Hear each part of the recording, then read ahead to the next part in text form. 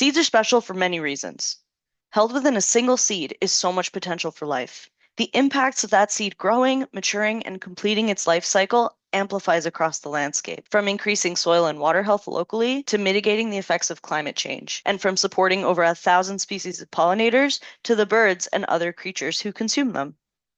Supporting the right species of plants on our landscape creates positive impacts that move up the food web. And of course, healthy habitats with thriving wildlife have a positive impact on humans too.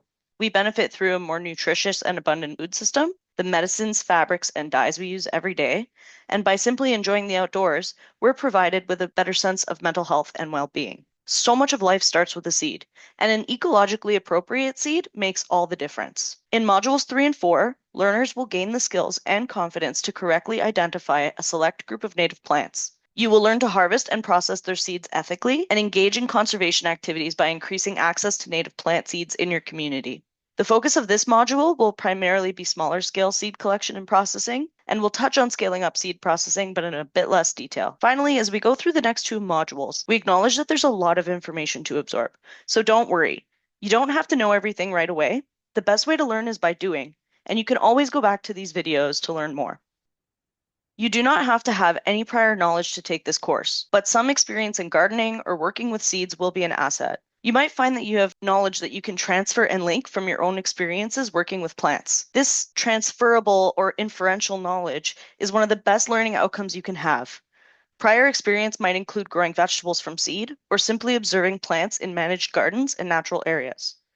Our learning goals will be to identify the various ecosystem services that native plants provide, to apply ethical practices to wild seed collection, to transfer existing knowledge from working with and observing other species of plants, for instance, by grouping different plant species based on their seed dispersal habits.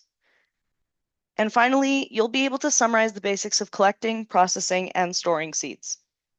So let's get started. Our Project Wingspan webpage has a resource hub with lots of information to support you on collecting, growing, and redistributing native plants. One resource that might be helpful to you in your learning is our plant profile booklets. We have multiple versions designed for assisting you with plant identification in the field and to be used alongside your learning. Although it's not necessary, you might find it helpful to purchase a field guide or download an app like iNaturalist to assist in accurate plant ID, and always make sure the plant is not rare, at risk, or endangered before you harvest the seeds. Let's go over a quick overview of how to use plant profiles. The primary document is complete with illustrations to assist in ID, including close-ups of key identifiers of the target species, plus a section highlighting a species it could be confused with. You can see an example in the left and the center image, which is ideal to use in the field. A second version is simplified for taking notes to assist with learning. See the image on the right. We recommend you opt for this version as you work through modules 3 and 4. The complete booklet includes all components for all species on the current target species list. Each profile outlines the approximate bloom times, marked by the flower icon, and seed set, marked by the seed icon. It also includes descriptions to assist in identification, some plant-pollinator interactions, and species that they could be confused with. My favorite thing about seed collection is that it's really accessible. There are many different methods and levels of complexity based on the type of plant you're collecting from. While some species may be more beginner-friendly than others, this is something that humans have done since time immemorial and for as long as we've engaged in agriculture. Methods are based on scale and end goals, and they can be simple, such as using tools found in your kitchen, or it can be more complex, using large tools and machinery. The photos here show a range of what you can do when processing seeds, working on a table with objects you have at home or can easily find at a thrift shop, but also you can scale up to using an industrial seed cleaner for large-scale processing, or a medium-scaled DIY version of seed cleaning like what you can find on the right. And there are lots of schematics out there to find what works for you. So why are we focusing on the collection of native seeds? Native plants have unique relationships and interactions between plants and pollinators that have developed over millions of years. For example, moths and butterflies require host plants, and there are over 800 bee species native to Canada, some with really unique relationships to plants. There are relationships between plants and pollinators that we have not been able to fully explain, and some likely remain undiscovered. If we don't preserve, enhance, and create new habitat, we might not know the loss of these relationships until we lose it for good. That's why it's really important to make sure that we continue to support a variety of species and types of habitats. And connected to this, native plants and pollinators also provide ecosystem services that non-native species are not adapted to do, such as erosion and flood control, as well as carbon sequestration. Native plants can be culturally significant medicines and foods, and although non-native species do help provide nectar to pollinators and provide some ecosystem services, they're not tied to the landscape in the same ways. One of my favorite reasons for supporting native plants is that they have a unique ability to adapt to changes on the land. They're hardy, drought resistant, and adapt to shifts in climate and severe weather events because they are made for these landscapes. Collecting locally for restoration or habitat enhancement projects ensures we are carrying over specific genetics that are adapted to the specific landscape. Genotypes are the specific genetics that a plant carries evolved from being and growing in a specific region. We want to collect from a variety of these genotypes across Ontario so we can carry on the genetics of these plants over time and so that they can do better in the wild by utilizing those genetics that are specific to place. We're going to go over following ethical collection practices, but we want to make sure that you stay safe while collecting seeds. So always check for ticks after leaving the field or being in tall grasses. Look where you step and always remain aware of your surroundings. There might be uneven ground, depressions, or roots that you can stumble on. And watch for plants that can harm you. Learn how to identify the harmful plants in your area, such as wild parsnip, poison ivy, or giant hogweed. Do not venture anywhere alone or without informing someone that you care about. You also want to wear high visibility clothing, especially if you're working near roadsides or in forests and meadows. A lot of us nature nerds like to wear green and earth tone colors, but this can be dangerous, especially during a time like hunting season. Of course, don't forget to bring sunscreen, water, snacks, and a small first aid kit. Remember, plants are living things and seeds are alive.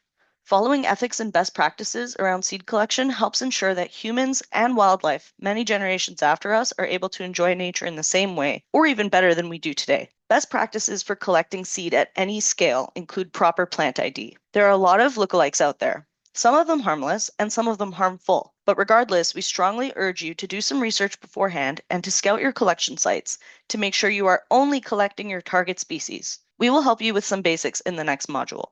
You also want to make sure you have permission.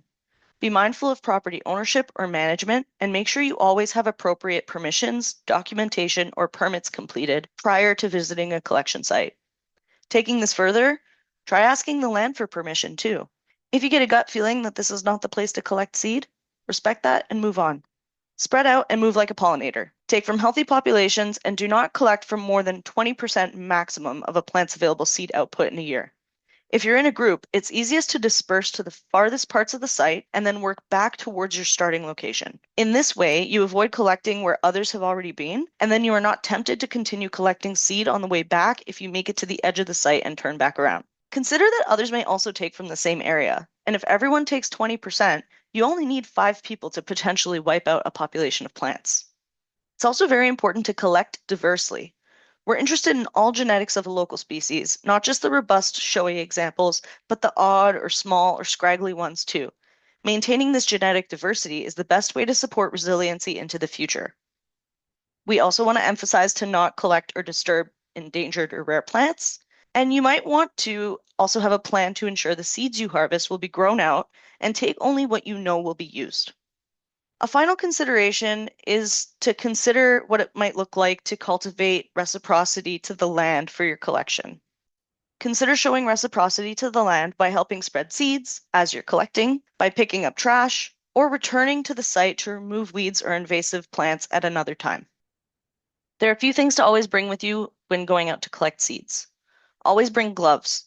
You never know how coarse or spiky a plant can be, or what might be hiding on or near the plant when you reach down to grab the seed.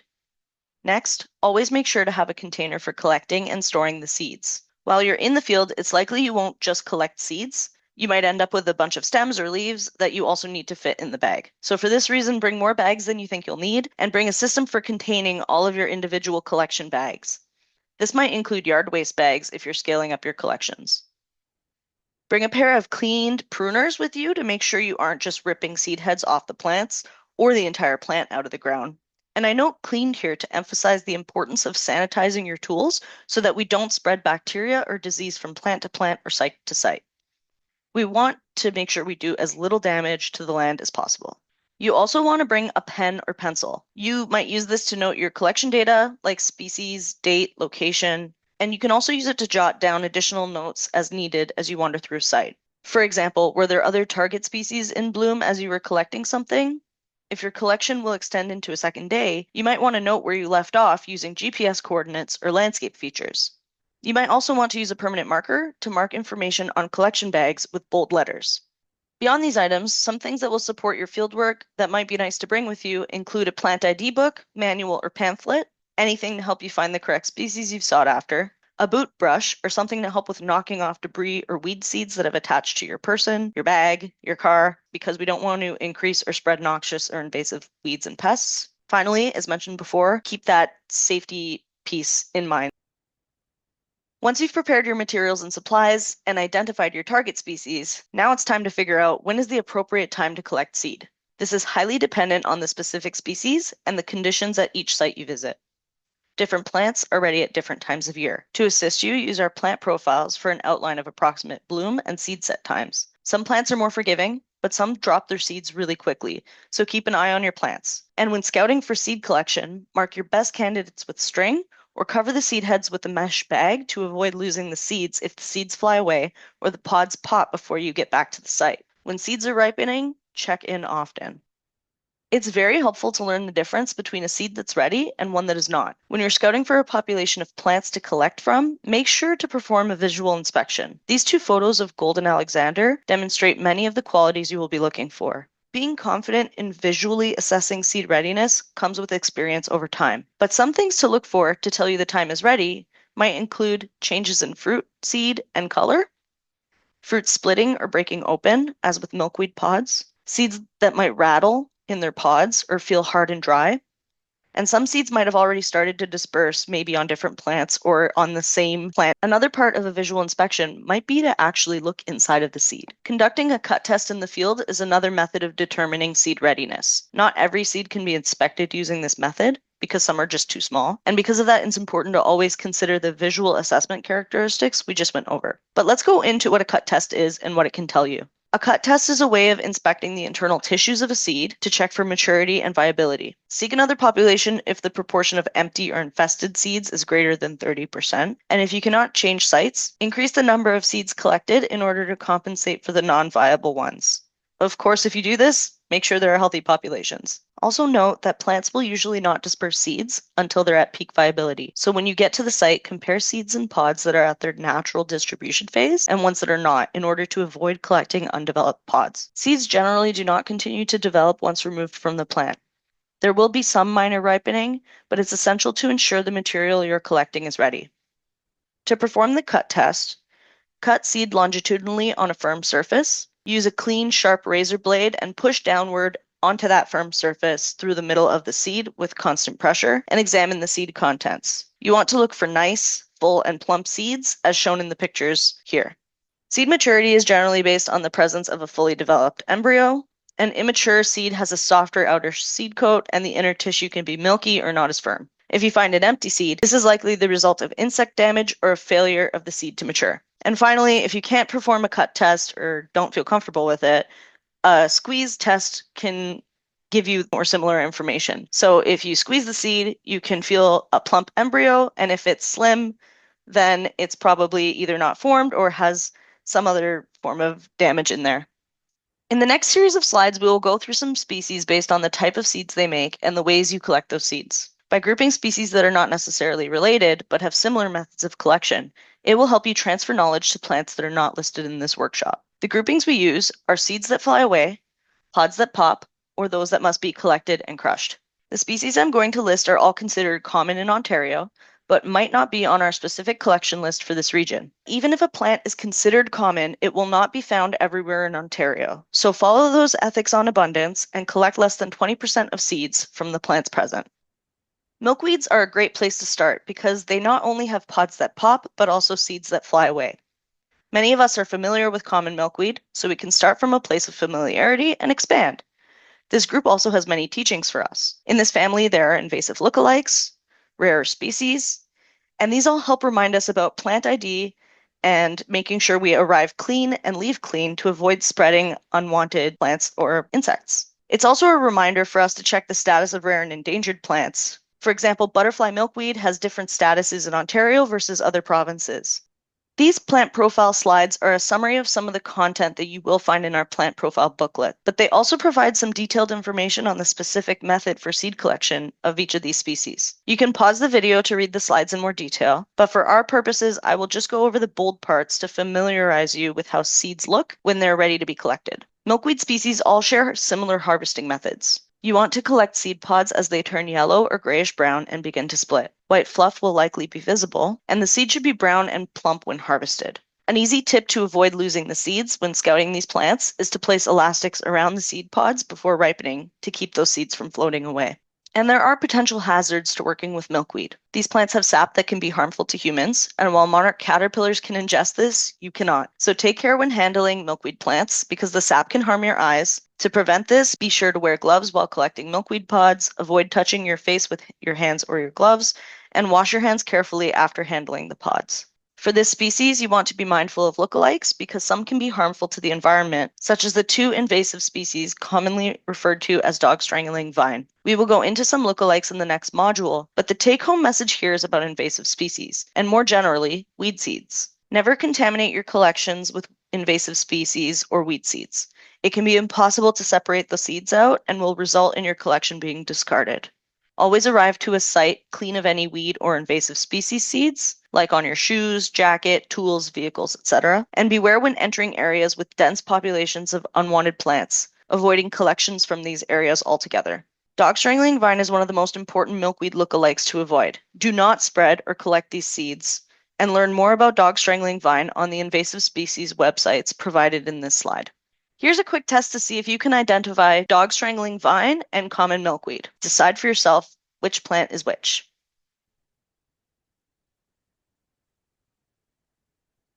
Did you get them right? This plant is an aggressive grower. It wraps around trees, fences, and other plants. The flowers and seed pods look similar to milkweed, but climbing and smaller pods are very key factors. The leaves are sometimes shiny, with smaller flower clusters, as you might have noticed in the previous slide. Common milkweed has fatter pods with spurs or teeth on them, oblong leaves, and they're not vining. While this might be a really easy distinguishing factor between those two species, a species like swamp milkweed might be a little bit more confusing. So make sure that you know how to identify the plant that you're collecting seed from. Read through this slide to get to know dog strangling vine. Another giveaway to know if a plant is invasive or weedy is that you will see large, sometimes dense populations of only one species, as you will see in these photos. If you want to give back by removing invasive plants, it's best to do your research and contact a local conservation group. It's best to remove populations before seed set and flowering, and do not pull larger plants, especially if it's already going to seed. Pods will scatter, then burst. So if you have to cut off seed pods and flowers before the seed is setting, tie them in a garbage bag and let them bake in the sun. Building on what we learned from milkweed, these plants are more likely to fly away from you as you're trying to collect them. We're talking about asters, goldenrods, and species like pearly everlasting or Joe pieweed. Fluffy seeds are quite common as they allow for wind to efficiently move seed over long distances. In general, you want to aim to collect when the seeds are fluffy. Most of these plants are a little more forgiving. It's okay to collect these seeds slightly early by collecting entire stems with seeds that are either fully poofed or have dropped their ray florets, those colorful petals. Just snip the stems and let them poof in a paper bag or mesh bag. Asters and goldenrods are difficult due to their visual similarity.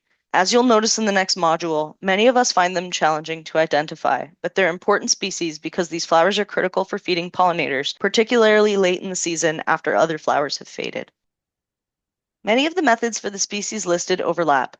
Here we're looking at a few species of asters and pearly everlasting. The seed is ready for collection when the white fluff begins to dry and expand, and the calyx and stem begin to brown. Seeds should be dark in color and plump, as flat seeds indicate the embryo has not developed and the seeds are not ripe.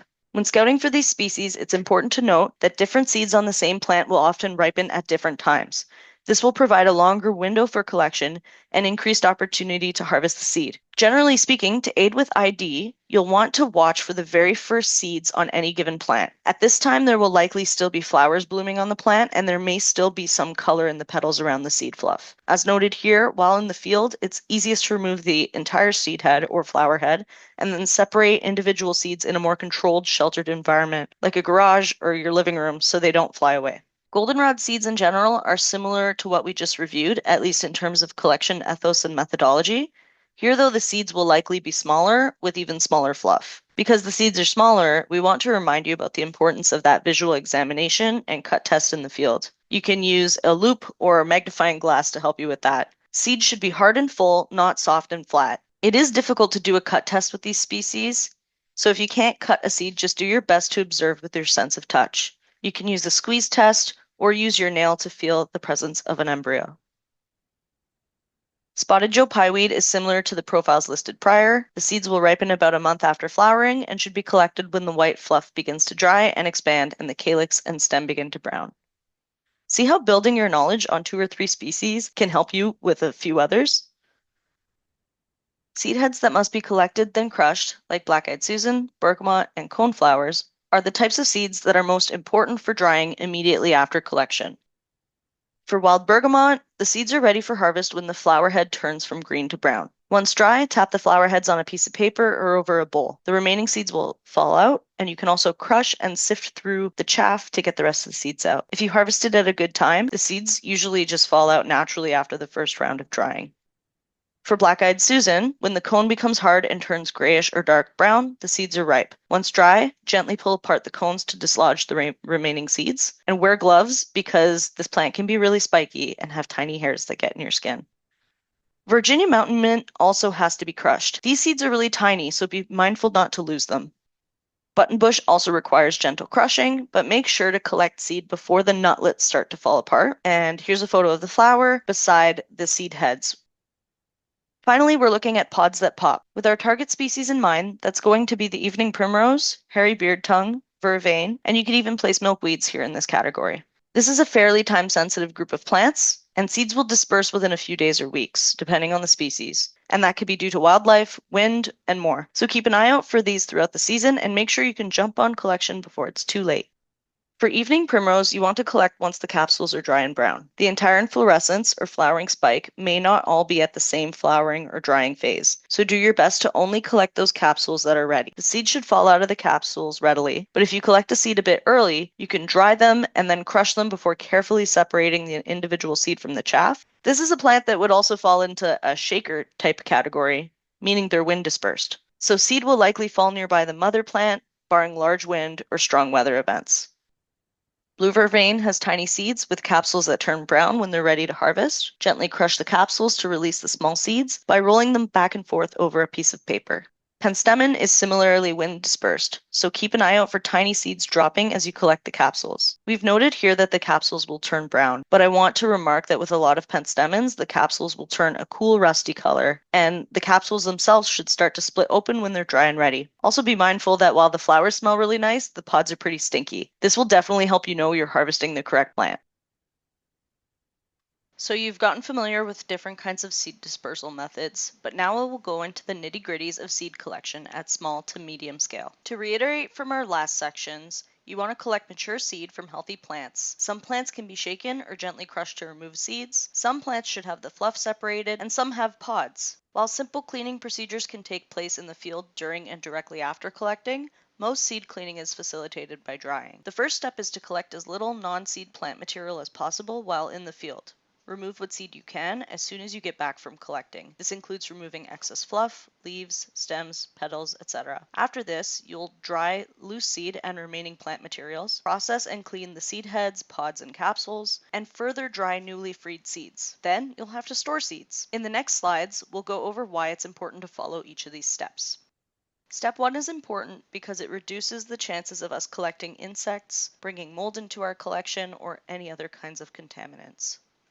Step 2 is important because drying the seeds before processing and storing is crucial to seed viability. This is because moisture that is still present in the seed encourages mold growth and reduces the general lifespan of the seed. By drying seed, you also prevent any premature germination of the seed. Some seed might be dry enough to immediately release from the seed head, but some might require some more time to mature, so it's always important to further dry that newly freed seed. So what does seed processing look like? As mentioned before, we want to avoid collecting extra plant material because this creates more work for us later. When returning from the field, you'll start by shaking loose what seed you have and setting it aside for drying. If a lot of plant material falls with the seed, utilize screens or colanders to filter the seed from the chaff, and remove any of that non-essential plant matter from seed heads, pods, and capsules that need additional drying. Once the rest is dry, continue cleaning seed. You can use a paper bag or yard waste bags if you're scaling up to initially cure or dry seeds, but increasing airflow is key to reducing mold. If you transfer seeds to bowls, containers, or screens, that can also assist with providing airflow. Another way is to hang plants, but without something underneath, you might lose some. So the image here shows a simple setup. They're curing seed head by resting it upside down on some chicken wire, and the bucket below is catching the seeds as they drop. Curing seeds usually needs a few days to a week, and don't forget to have a tray, bowl, or a series of screens to catch seeds as pods pop open, seeds shake out, or they try to fly away on you. A good pointer is to prioritize drying the seed heads that you must crush to gain the seeds from, rather than drying pods, because pods usually dry and open on their own inside a bag before mold sets in. If you don't have space or your seed is explosive once it's dried, leave the seed in a bag. Use aluminum pans with high sides like a large lasagna pan, and a fan on its lowest setting gently blowing over the seed is recommended to expedite the drying process and avoid mold. These methods can and sometimes are used in mid to larger scale operations, and it reduces costs. If you have space, lay out newspaper and spread the collection out. A thinner layer dries evenly, as pictured. You can also set up an elevated screen. This is ideal, and you can see in the image that it's a simple, affordable setup with something below to catch stray seeds. There are many ways to make elevated screens. Old paint drying racks, window screens. Get crafty. Just be mindful of the size of the holes in the screen. You might need a few different sizes for different seeds. Fan on its lowest setting, gently blowing over the seeds, is recommended to expedite the drying process. After that last round of drying, shake loose what seed you can into a large bowl, bin, or paper bag. You may need to rub it in your hands, on a screen, or gently crush the seed head, pod, or capsule to knock loose the remaining seed. The goal here is to get rid of as much non-seed material as possible. Utilize screens of various sizes to get rid of the non-seed material or chaff. Simple objects can be used from around your house, like colanders and sieves. This method can be scaled up or down. Through all of this processing of plant materials, save the chaff and non-seed materials. We will tell you why later.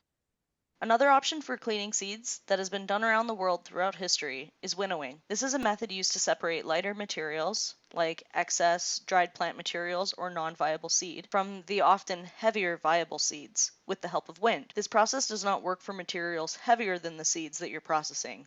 You can winnow at any scale and can even purchase or custom build winnowing machines. To winnow, turn a fan on at the lowest setting and drop seed into the container below, allowing the airflow to carry away chaff while heavier seed drops into containers. Test with small batches and adjust your airspeed and proximity to the fan until you find success. For smaller scale winnowing, you can take a handful of the processed materials and gently drop them in front of a gentle wind. All the light materials will blow away with heavier materials dropping back into the bowl. With all that excess non-seed material, here's another cool way to give back to the land. Throw chaff and excess materials in a green space right before winter and see what pops up in the spring. It's very likely that some seeds made their way into the excess materials, so give those seeds a chance at life and enjoy a pleasant surprise next year. In summary, the way you process seeds depends on a few factors and varies based on the amount of seed you have. You want to avoid the risk of mold and pests by drying seed appropriately.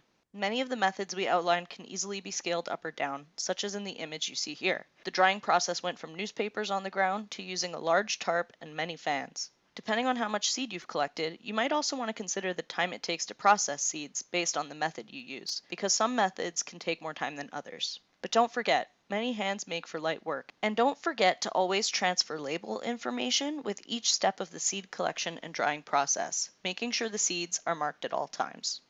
The final section will go over labeling and storage for short and long term. These are some of the most important parts of collecting seed, especially if you share your seed with others. Every time you make a collection, be sure to note species name in Latin and common name, the location harvested, GPS coordinates are best practice and can be gathered from your smartphone, as well as the date harvested. You might also want to include who was involved with the collection and if the property has a recognizable name. Some other information that can be included and will help you in the future might include numbering the collection, especially if multiple containers are needed for one collection. For example, 1 of 2, 2 of 2, etc. You might also include a quick note on observations you made of the plants that you collected seed from, such as resistance to pests or diseases, and the growing conditions or habitat that plants were collected from. Is the area sunny or shady? Was it a drought or a heavy rain year? What kind of soil was the plant thriving in? All this information helps with maintaining organization, but more importantly, things like GPS coordinates and origin of harvest helps you to keep track of the genetics as they move around between sites, cleaning location, grow out location, and more. That way they can be returned to the same provisional and ecoregional seed zone. Here's a short activity to help you think about what you would want to see on a seed label. These two examples show us what to do and what not to do. Can you determine which label is most ideal and why? Pause the video here to think about your answer. Although the seed packet on the right is written neatly, it includes the month and date of harvest and a general location.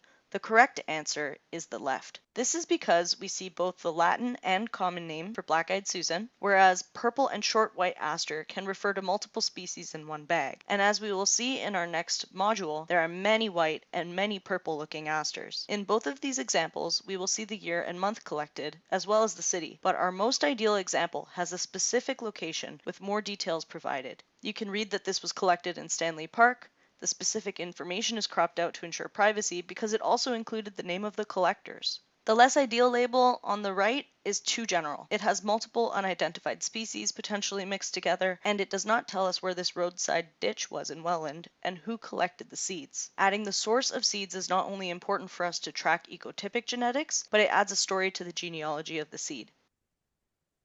If we didn't drive home the point about labeling, then I hope this will. To the untrained eye, many of these seeds look the same. And for anyone that has some experience with native seed collection, let's turn this into a game. The ID for each of these seeds will be listed in the next slide. Can you identify which of these seeds come from what species? Which comes from a milkweed? And which specific milkweed are each of these seeds from? Can you guess from looking at these seeds which of them could be a fluffy seed that flies away? What about a pod that pops? It can be really hard to tell the identity of a plant just from its seed. Some of these are so small, they might need a microscope. This is why we always make sure to label clearly, consistently, and legibly to avoid having to identify a plant just by its seed. Here are the answers. You can pause to check your work.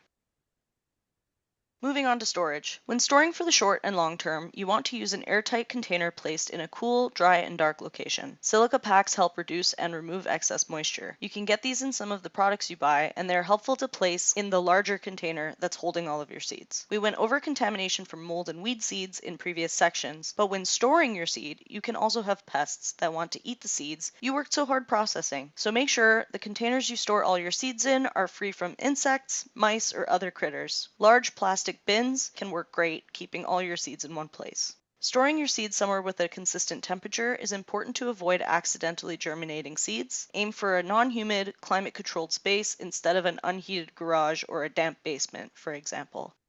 There are some debates about paper, plastic, or glass. Really, it depends on how long you're storing the seeds for, and for the purpose of sending seeds through Project Wingspan, we recommend only using paper bags when possible and shipping with a mailer that would protect the seeds and paper from moisture during shipment. But let's review the materials commonly used to store seeds. Paper bags can be used for shorter term storage, between 6 months and a year, but we recommend you keep those sealed packets in another sealed container, like a large glass jar. Plastic reduces excess air and it is not very breathable. This is okay for medium-term storage, between 2 and 3 years, but I prefer to use glass. With glass, opting for amber or dark-colored glass doubles as protection from excess light, but things don't have to be that complicated. You can use any recycled jars you find, but the glass screw tops are not as airtight as jars with rubber seals and clamps. As mentioned before, you can store multiple species in one container, and that can last up to 7 years or longer. If you are storing multiple species in one container, write a list of the species and dates on a separate piece of paper to help you remember what's inside. Thanks for listening, and we hope you learned a thing or two about seed collection and saving. Remember to start small and scaffold your knowledge. Soon enough, you'll realize you know more than you thought. In this module, we identified the ecosystem services that native plants provide. We applied ethical practices to wild seed collection. We used existing knowledge of certain plants to apply to new species through seed dispersal formations and collection methods. And we examined the basics of collecting, processing, and storing seeds. In the next module, we will get into identifying the plants on our plant list. And remember, you can always rewatch any part of these modules as a refresher.